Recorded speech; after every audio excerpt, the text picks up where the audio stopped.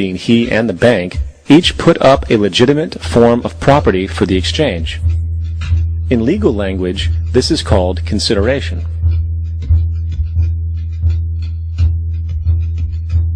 Mr. Daly explained that the money was, in fact, not the property of the bank, for it was created out of nothing as soon as the loan agreement was signed. Remember what modern money mechanics stated about loans? What they do when they make loans is to accept promissory notes in exchange for credits. Reserves are unchanged by the loan transactions, but deposit credits constitute new additions to the total deposits of the banking system. In other words, the money doesn't come out of their existing assets.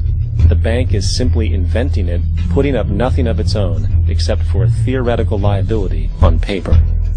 As the court case progressed, the bank's president, Mr. Morgan, took the stand, and in the judge's personal memorandum, he recalled that the plaintiff, bank's president, admitted that, in combination with the Federal Reserve Bank, did create the money and credit upon its books by bookkeeping entry. The money and credit first came into existence when they created it. Mr. Morgan admitted that no United States law or statute existed which gave him the right to do this. A lawful consideration must exist and be tendered to support the note. The jury found that there was no lawful consideration, and I agree. He also poetically added, "Only God can create something of value out of nothing." And upon this revelation, the court rejected the bank's claim for foreclosure, and Daly kept his home. The implications of this court decision are immense. For every time you borrow money from a bank, whether it is a mortgage loan or a credit card charge, the money given to you is not only counterfeit, it is an illegitimate form of consideration, and hence voids the contract to repay, for the bank never had the money as property to begin with. Unfortunately, such legal realizations are suppressed and ignored, and the game of perpetual wealth transfer and perpetual debt continues. And this brings us to the ultimate question: why? During the American Civil War, President Lincoln bypassed the high-interest loans offered by the European banks and decided to do what the Founding Fathers advocated, which was to create an independent and inherently debt-free currency. It was called the greenback. Shortly after this measure was taken, an internal document circulated between private British and American banking interests stated, "Slavery is but the owning of labor, and carries with it the care of laborers, while the European plan is that capital shall control labor by controlling wages. This can be done by controlling the money. It will not do to allow the greenback, as we cannot control that." The fractional reserve policy perpetrated by the Federal Reserve, which has spread in practice to the great majority of banks in the world, is, in fact, a system of modern slavery.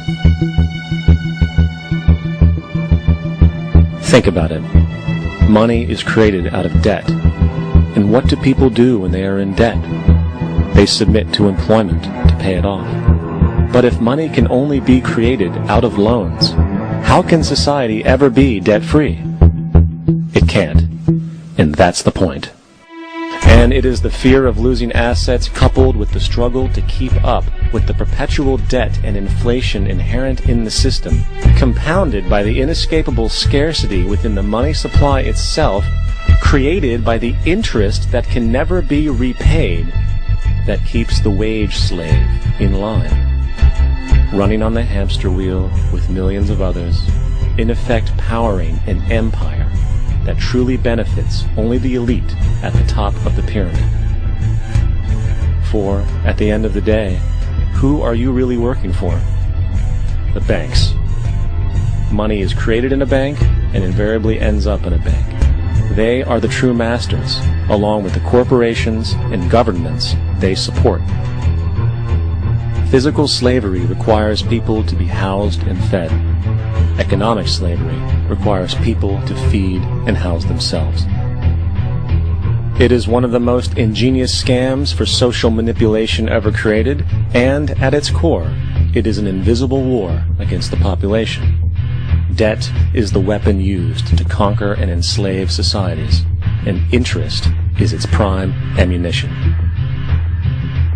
And as the majority walks around oblivious to this reality, the banks, in collusion with governments and corporations, continue to perfect and expand their tactics of economic warfare, spawning new bases, such as the World Bank and International Monetary Fund, while also inventing a new type of soldier, the birth of the economic hitman.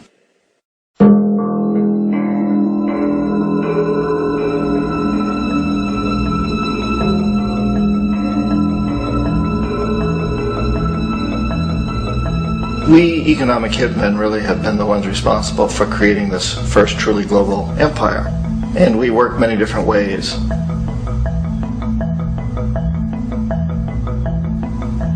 But perhaps the most common is that we will identify a country that has resources our corporations covet, like oil, and then arrange a huge loan to that country from the World Bank or one of its sister organizations.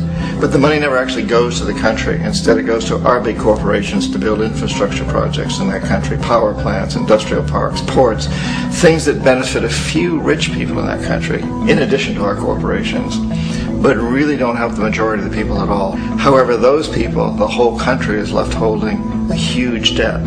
It's such a big debt they can't repay it, and that's part of the plan, that they can't repay it. And so at some point, we economic hitmen go back to them and say, listen, you owe us a lot of money, can't pay your debt, so sell your oil real cheap to our oil companies. Allow us to build a military base in your country, or send troops in support of ours to someplace in the world like Iraq, or vote with us on the next UN vote to have their electric utility company privatized and their water and sewage system privatized and sold to U.S. corporations or other multinational corporations. So there was a whole mushrooming thing, and it's so typical of the way the IMF and the World Bank work, that you put a country in debt, it's such a big debt it can't pay it, and then you offer to refinance that debt and pay even more interest. And you demand this quid pro quo, which you call a conditionality or good governance, which means basically that they've got to sell off their resources, including many of their social services, their utility companies, their school systems sometimes, their penal systems, their insurance systems, to foreign corporations. So it's a double, triple, quadruple whammy. The precedent for economic hitmen really began back in the early 50s when democratically elected Mossadegh, who was elected in Iran, he was considered to be the hope for democracy in the Middle East and around the world. He was Time Magazine's Man of the Year. But one of the things that he'd run on and began to implement was the idea that foreign oil companies needed to pay the Iranian people a lot more for the oil that they were taking out of Iran. The Iranian people should benefit from their own oil. Strange policy. We didn't like that, of course, but we were afraid to do what we normally were doing, which was to send in the military. Instead, we sent in one CIA agent, Kermit Roosevelt, Teddy Roosevelt's relative. And Kermit went in with a few $1 million and was very, very effective and efficient, and in a short amount of time, he managed to get Mossadegh overthrown and brought in the Shah of Iran to replace him, who always was favorable to oil. And it was extremely effective. Mobs overflow Tehran. Army officers shout that Mossadegh has surrendered and his regime as virtual dictator of Iran is ended. Pictures of the Shah are paraded through the streets as sentiment reverses. The Shah is welcomed home. So back here in the United States, in Washington, people looked around and said, wow, that was easy and cheap. So this established a whole new way of manipulating countries, of creating empire.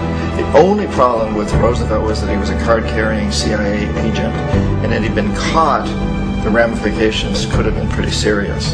So very quickly at that point, the decision was made to use private consultants to channel the money through the World Bank or the IMF or one of the other such agencies, to bring in people like me who worked for private companies, so that if we got caught, there would be no governmental ramifications.